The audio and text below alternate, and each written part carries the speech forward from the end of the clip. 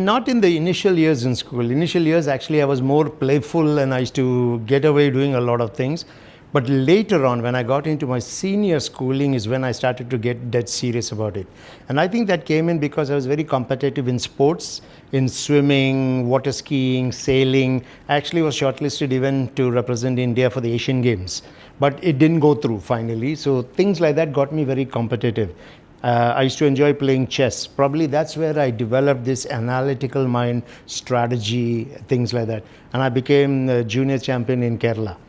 I'm talking, of course, many, many years ago. So then in my 12th standard, I scored really, really high at that point. So essentially, yeah, I was a smart kid. There's no question about it. Very sharp on things. But I was sharp on everything else, not really the education side of it. I was those last minute kind of guys. I'd study the previous night and go in. I would do just enough to get through to the next stage. But then later on, I think that changed a lot with me.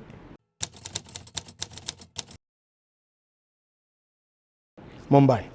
Definitely Mumbai. I spent a lot of time in Goa, did a little time in Delhi for some time, short time, Kochi, a lot of time in south of India, but I think it was Mumbai. Mumbai was what really made me. Firstly, I'm a very outgoing person. I have a very strong personality, aggressive, out there, a bit flashy sometimes. I like that kind of stuff. I love the excitement. And Mumbai was the perfect place for that. So my college years, the best years for me, were there in Mumbai. That's where I met my friends. It's where I really discovered who I am, what I can do. So I actually enjoyed those years, both from the education side and from the social side, the dynamics. I actually went to the catering college in Dadar. Didn't want to actually go there. I wanted to go to Delhi without realizing Delhi was number 2, Mumbai was number 1. And only when I actually joined Mumbai, I said, okay, now I understand why the best hoteliers are coming out from this college. So that was the place where I really discovered myself. And I did really well when I was in that college. Yeah. I did my hotel management, started with hotels, started with the Taj group of hotels. Then I went down to Chennai. From Chennai, I went to Cochin, spent a little time there with a new hotel called the Avenue Regent. At that moment, it was just under construction. So there were just pillars coming out of the ground. So I joined with one of my very senior colleagues, Abraham Verghese. We came together as a team, and there were a few others. A lot of us were from the Dadar College. And so we got involved from the grounds up. Concept, design, architecture, interior fit outs, management systems, uniforms of staff, recruitment, training. So it was more than just doing a hotel management degree and walking into an established hotel where you were just filling spaces. Here we had to really use what we learned, and it made us realize who we actually were after coming out of that college. From there, after that, it was straight into Dubai. Also started with hotels, worked with the Meridian Hotel at the airport. Short little stint, in 6 months became the general manager's outstanding employee of the year. Because that competitive drive by then was already in me. I wanted to be the best, I wanted to be the first, I wanted to be out there. Very much like the spirit of our city, Dubai. You want to be the best, you want to be the first, you want to be out there. No challenge is too big. You need to have strong personalities, belief systems. I had all of that. And from there, I moved into Emirates Airlines and spent 10 and a half years in Emirates Airlines. The entire learning setup, even the academies, was all built by me at the airport for the flight catering teams. That's where I actually got headhunted for Damac Properties, and my journey in real estate started. It was in 2006. Actually, if you look at all of them, from the hospitality to the aviation, my role was to move into human development, people. So it was not really sales. I got into setting up training colleges, training universities, training models, training management systems. So I was headhunted for Damac Properties to do the same thing, to create and build a training academy. In fact, a lot of people don't know this. The first actual training academy in Dubai was not with RERA. RERA started only on the 31st of July 2007. The first one was with Damac Properties in 2006, and I was the one who set that up for them. Then started for Hussein and Damac, started to do training, create training setups in quite a few countries. He had offices in so many. In the UK alone, we had 10 offices. So did that. During that time is when I got fully into real estate, sales training, understanding investors, and that's when I decided to move into the actual sales side of real estate. Set up my own company in 2010, and from there was no looking back. Because after I moved out of Damac, then I got Emaar, Shobha, Aldar, Eagle Hills, you name it, the big master developers and many of the other, the tier 2 developers also. So I work with about 40 developers and about 100 of the agencies, including number 1 and number 2 in the world. Coldwell Banker being number 1 in the world, Engel Walkers being number 2 in the world. This, at that point of time at least, they had the largest number of agencies also. So started working with a lot of these agencies, started opening markets for some developers, started to set up their own overseas teams, now looking after a lot of countries in Southeast Asia and India market, some clients now from Canada, the US, Europe, so it's gone all over now.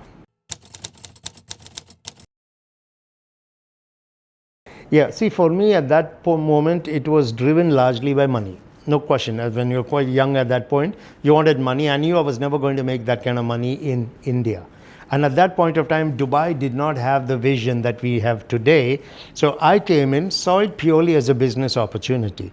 But in fact, even after we came here, after a few years, we put in our papers for Canada. So we started the whole process for Canada. That's what everybody was doing.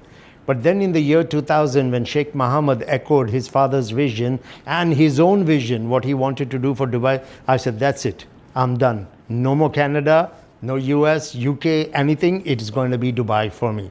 And looking back now, I'm glad I made that decision, that I stayed in Dubai and did not leave at all.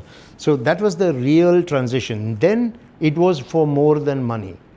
There was a dream. I'm a visionary person. I like these kind of dreams and I like them big, which will challenge you. I always have this belief, which I tell all my people who work with me. I said, if something scares you, do it.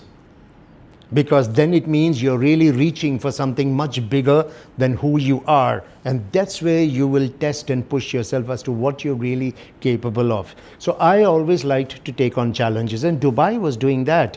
Dubai was going to take on the world. Not because we wanted to compete with the world. The vision in this city and the leadership was, we want the best life for our people. We want to create the best city ever. We want to build it on the best business model and governance model we could think of. In the process of doing that, we started to put a lot of cities in the shadows. And we started to go. That's when we caught the imagination of the world. And then the world decided to start coming into Dubai. We leveraged on that. And so everything that Sheikh Mohammed and his team started to do eventually started to take Dubai at the top of that particular discipline or field, until we came to this point where around post-COVID, we began to announce our plans to become the number 1 city in the world. And now everything that you see around us is being driven by those economic agendas, and that Dubai will go to number 1 in the world. We have all the evidence around us that we are on track for these plans. Real estate in those days, see, by then Dubai, I think, had already gone to a certain place where it had noticed. Definitely regionally, we had achieved a certain name for ourselves. But if you're talking about finding a place to stay, the cost of living and the quality of life, it is nothing compared to what we have today. Absolutely nothing. But I honestly did not think at that point people were coming to Dubai to live here permanently. Because in those early days, we did not have anything to keep the people attracted. For example, if I had a son and he was 18 years plus, it meant that he had to get a job or he had to leave the country, because we couldn't sponsor our sons after 18. So the daughters we could. So who would want their kid to actually start working? They want them to get a college degree, which meant that they had to leave the country. We did not have the best health care at that time. Good colleges were not available here. You couldn't own property here, so therefore you couldn't get residence visas and things. So there wasn't anything to really hold people like us in the city in those years. So it was purely for business. In fact, we used to call Dubai Transit Dubai, because the money was never staying in the city. That was one of the biggest challenges. There was no circulation of money in the city. People came, they were making the money, but they were either taking it and going back home, building things for them there, or they were going into the New Zealands, the Australias, Canadas, US. Now you can actually say that money is starting to circulate in Dubai.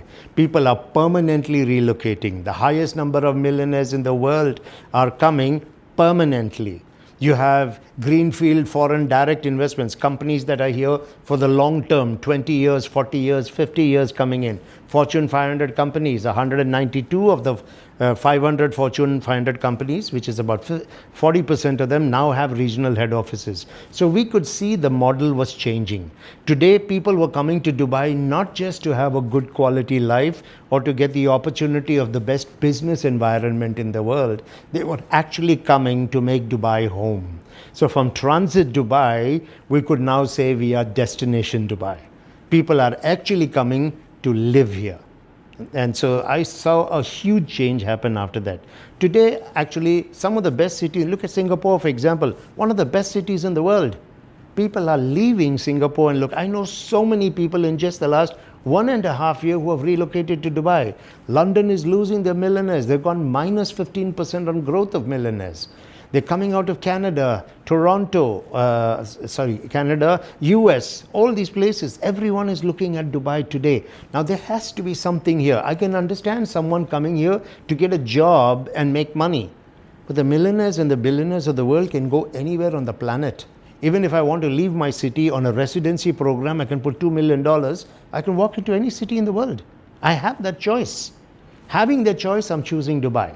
And so it cannot just be to have a quality of life. It is the safety, it is the ecosystem for business, it is the governance models of the city, it is the business opportunities, access to resources, AI, future technologies, healthcare, education, quality of life, innovation. There's just so many reasons why. World-class entertainment, hospitality. We're now going to have the biggest airport in the world.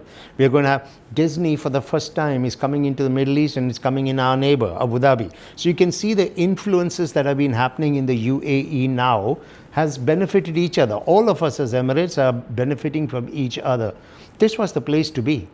And that is the reason why initially it was transit, now it's destination. Now I'm going nowhere.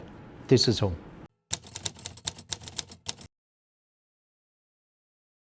Okay, 2-3 things. The first thing was, I actually believe in Sheikh Mohammed and his vision. And I think I'm not the only one. There are a few others who do that. For us, Dubai now wasn't a cash cow anymore. Dubai was our home. And if Dubai had a dream, we wanted to be part of that dream. And we cannot come to a city like Dubai. I say this all the time. We cannot come to a city like Dubai, bring our families here, set up our businesses, make our money, and leave it to Sheikh Mohammed to take the city into the future. Every single one of us has to be an ambassador for Dubai. Today I wear the flag of the Emirates, and I wear it with pride. I may not have been born here, but this is the city where I will close my eyes. That is for sure. So this is destination Dubai for us. So for me, I realized that that vision required ambassadors. And I think every one of us should be an ambassador for Dubai. Secondly, when we are building the best city in the world, we want to have the best in healthcare, education, business, taxation systems, entertainment, retail, education. Why should real estate not be a red carpet experience for buyers and sellers? So that meant we needed to elevate many things, the type of communities and opportunities that we were providing, but also the service levels in terms of the salespeople, the brokers, the kind of companies that are here to be able to help the buyers and sellers. That's where I saw a huge gap. The gap was in the knowledge, in the understanding of global trends, the Dubai vision, the Dubai economic agendas, how this city was actually gearing up for the future, how an engineered city is now putting all the other organic cities in the shade and going for number one. And when I saw that happening, I realized that this gap that is there in the market, where knowledge is not good for many of the brokers or salespeople, awareness of global trends, regional trends, not good. Future agendas of the city, because we may have had a glorious past, but we are investing in the future of Dubai. So if we do not understand the future of Dubai, how are we going to present the opportunity for people to want to make money or come and live here? That gap was there. And I said, let me fill that gap. That was the turning point. And I genuinely wanted to do it because I really wanted to help Dubai, and I really wanted to help the people of Dubai. This wasn't about making money or becoming popular on social media. That was never the intent. You look at my social media now, if you look at my Instagram, there is no sequencing, logic, structure, branding to my page. Absolutely nothing. There are no logos on it. It's just random videos put together. Most of it not even shot by me. It is shot by me going and doing podcasts with others. They had me as collaborator and then I just put it up. So you will see no consistency or brand presentation on my page. What you will see is the consistency of intent and content. And I know this for a fact because everywhere I go today, people come to me and their message is consistent. We love your videos. We like your videos. We like the data, the reports, the way you break down concepts.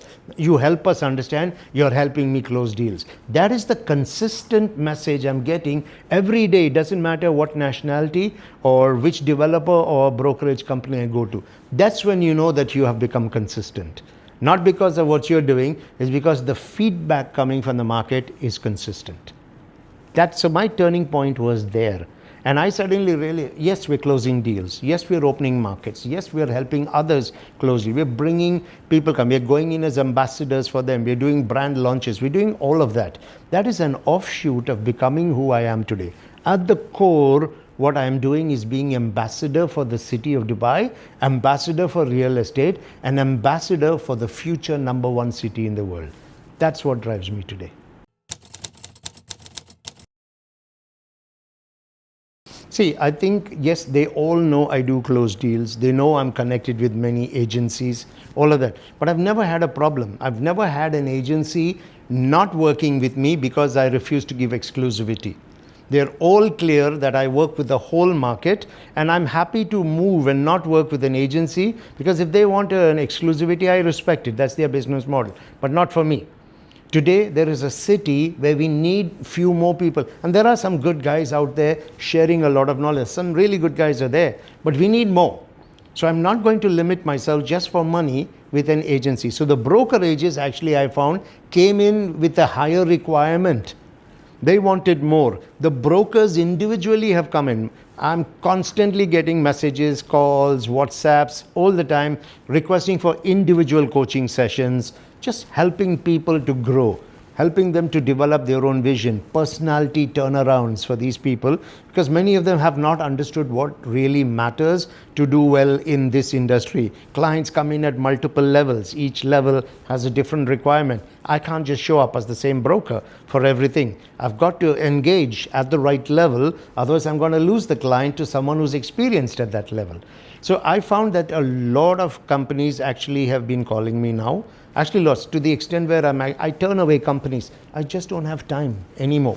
And I'm not going to dilute who I am or my personal brand by just taking people on and taking the business, but the value is not the same. I don't do something where I don't add the value. As simple as that. Okay, in my mind it's very clear. I have a primary goal and objective, which is to be able to teach the whole city, teach investors, get onto webinars and podcasts, help everybody take their decisions educated and with confidence. That is my number one. Natural offshoot of that is a lot of companies invite me saying, we were going to do a roadshow here. Would you come help our people close deals? Can you do the presentations for us? And I have a lot of investors who reach out to me directly because even investors are following me on social media. So I don't go out there and build my own strategy to say, let me look for investors. I don't need to. They come looking for me. Or I get a call from agencies that do a lot of work with me saying, we have this client, he's a very big person, would you come and sit with us on these meetings? So that's where I help them in the closings, and obviously there is a commission shares that come out from that. In addition, there are requests for joint ventures that come up, so people are looking at it. There is a very, very big developer, I can't share it right now, but very, very big developer from Southeast Asia coming in and opening from January onwards. They're also setting up a brokerage here within the next 6 weeks. So I'm actually helping them, working with them as a consultant. We'll even become partner with them. Eventually, when the developer comes in here, we will face front. the entire operation of coming into Dubai. So all of these grew as offshoots. Even with this big developer and this agency coming, I said, one thing is clear. I will help you guys for setting up all of this, but I will not stop my podcast, my webinars, going out for the launches, all of that. They said, no, we just want you to still go ahead and do that. I said, because I'm not giving that up for anything. That was my core. That is where I started. I am not going to give that up. Okay, I have a few bits of advice here. The first is, if your only desire is money, you're not going to make it. Let me be very clear. Today, Dubai is very competitive. There are lots of extremely good brokers in here, and they all also want money, and why not? However, they have a very professional approach at doing it, and therefore the clients are able to discover that these are the people I want to work with. So if you want to show up here thinking that you're going to make money, yes, the opportunity is there. It is equal for everybody. But you need to understand that clients are working with multiple brokers to start with. So if they come across brokers who are educated, the right personality, well presented, confidence, able to use their own experience and networks within the market and the developers to bring good inventory, you're going to lose the deal. So if you come in here thinking the money is easy and you don't want to put in the work, I would suggest you don't come, because you're going to work hard, you're going to be out there in 50 degrees weather, and you're not going to be closing the deals. You're going to end up being disillusioned. First, you need to understand, why are you really here? How are you going to add value and make a difference to our clients, to the developers, to brand Dubai, and also to yourself? That's the first thing. Check, why exactly are you wanting to come into this? Secondly, find people here who have gone to the top of what they're doing, and there are quite a few. Meet with them, talk to them, ask them, what should I do so I could actually become successful in Dubai? We'll share advice with people. We don't mind sharing the advice, because we believe that if you don't get the right direction, you're going to learn the wrong way. It's going to be a crash, burn, and learn. Third advice I would give you is, be very, very careful who you listen to when you join. Why? You're not yet mature enough in the industry, not age-wise. In the industry, you're not mature enough yet to decide the person that you're listening to, are they the right kind of person? So you might end up getting average bits of information. You might end up learning an average way of working, and that's what you will become, because birds of a feather will flock together. So if you're going to be hanging out with the average people, you will get more of complaints, negativity, resistances, excuses, lack of belief, and that's going to erode your own belief. So choose very, very carefully who you're going to speak to. Also, choose companies that have a legacy. Today, everybody is connected in Dubai. You can do your fact check on companies. It's very important. How is the company going to support you? They are taking your money. They are taking a 50%, 60%, 40%, depending on the package you come on in. But they're taking your money. So what are they going to give you in return for that? Do they have a reputation here? Their business card, will it open doors for you when you're carrying it? Are they going to do your visas? Are they going to do your RERA IDs on time? Very important. You don't want to be working illegally in the market. Then, are they going to help you with the right kind of training? Do they have a good lead generation system? Do they have the marketing to support you? Some companies are going on a 90%, 100% model. They will not support you with the marketing, because they will look for achievers who already have their own lead generation source. That's a different model. Nothing wrong with that. But if you're new, you wouldn't get into that model. So you need a company that's going to back you. I need the experience of the company to leverage from it. What kind of training? What is their, I would say, influence in a developer's office? Can I get inventory? Are you able to get me something so I can close deals? What kind of support will I get? Is there social media that is allowed? Am I allowed to go on road shows? Can I go on stands? What are you giving me to help me, especially as a new person? And here's how the companies need to think. I'm paying you for it. I'm a new broker. So don't think that there's a favor being done by just the company to me. When I earn, I'm paying you, you're taking 50%. So if I'm paying you with the 50%, you have to show up with responsibility and help me, because I'm paying you. So this probably a lot of brokerage owners might not like to hear. on this video, but the truth is we take care of each other. So if you're expecting me to close, then I'm expecting that you will help me to close by giving me what is required. For that, I'm sharing my money with you. So this is really important. So as a broker, if you're new, this is important for you to understand. Kind of company you're coming into. Who are the people that you are learning from or listening to? What's the reason you actually have chosen real estate? How much of yourself are you willing to put into this? Blood, sweat and tears. You can't be looking at your clock, not in real estate. Money does not sleep, and we are a global city. Okay, it might be 8 o'clock in the evening here. People are just waking up in Canada or in the US. It might be 4 o'clock in the morning here. People in Australia have already finished breakfast and have gone into work. 6 o'clock in the morning in China, they're already at work. So who are you working with? It's a global city. This city does not sleep. I don't mean that you don't sleep for 24 hours, but you got to understand, if you come with that attitude that I want to do my 9 to 6, I want to go home in time, I want to have my weekends, I want to have my holidays, I would suggest you take a desk job somewhere else. This is not the industry for it. You need to develop an entrepreneur mindset. This is also very important. You don't think as an employee. You have to think as an entrepreneur. The clients you meet are investors, business owners. They have the entrepreneur mindset. They don't have the employee mindset. What is the difference between the two? An employee mindset tends to be an excuse mindset in most cases. My desk is not ready, my business card has not been printed, I haven't been given the training, my SIM card is not ready. So they make the excuses. The entrepreneur mindset is they join and then they'll come knocking on your door and say, by the way, who do I talk to for my SIM card? One is taking responsibility, the other one is making excuses. You want entrepreneur mindsets because entrepreneurs are self-managed, self-directed. I don't want to be babysitting people. I understand my responsibility of being there with you for the initial few weeks or months because you need the right guidance. But after that, you're delivering. Why would I interfere with you? Now I'm here. I know you have entrepreneur mindset. You will come to me if you need something. That's it. And I have to make sure I'm there for you when you come. So if a new broker can keep these in mind, besides of course understanding the market and the knowledge, those are the easy things. Okay, if you can do that, I don't see any reason why you will not do well in Dubai. Firstly, very spiritual as a person.